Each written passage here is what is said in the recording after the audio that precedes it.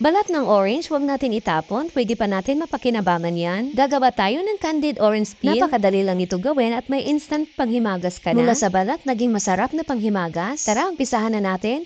At dito, meron tayong 3 piraso ng orange. At dahil kinain na natin ang laman nito, balat na lang ang natira. Kadalasan, tinatapon na lang natin ang mga ito. At pakuluan muna natin ito.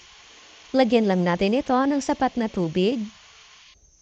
Ayan, at pakuluan lang po natin ito ng 7 to 8 minutes. After 8 minutes, naging translucent na. Hanguin lang natin ang mga ito at ilagay sa malamig na tubig. Nilagyan lang natin sa malamig na tubig para mabilis lang lumamig. At tanggalin lang natin ang white part na ito. Madali lang naman ang pagtanggal nito. Pwede rin kayo gumamit ng kutsara. Once okay na, pwede na natin ito i-slice. Ganito lang kadali ito gawin. At gawin lang natin ito sa lahat. Ayan, at ito na lahat ang orange peel natin. At set aside muna natin ito. At dito sa ating kawali, maglagay lang tayo ng half cup ng white sugar. At 1 cup ng tubig.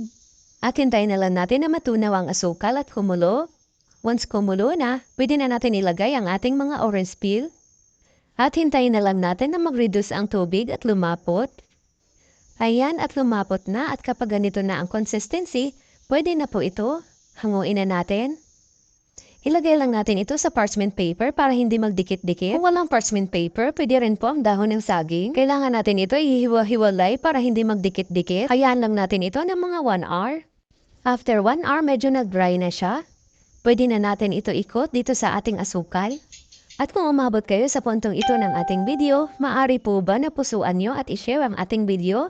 Malaking tulong na po yan para sa akin. Maraming salamat po. Tingnan nyo naman ang sarap-sarap na tingnan ng ating candied orange peel. Magiging busy na naman ang bibig ko nito. May bagong pagkakaabalahan. Charot! Ayan na, may pang-stock na tayo na panghimaga sa bahay. Kaya mula ngayon, wag na natin itapon ang mga balat ng orange para may magamit tayo dito sa candied orange peel. May libreng panghimagas ka na, may stock ka pa sa bahay. O diba, hindi mo na kailangan bumili ng panghimagas? Maraming salamat hanggang sa susunod po.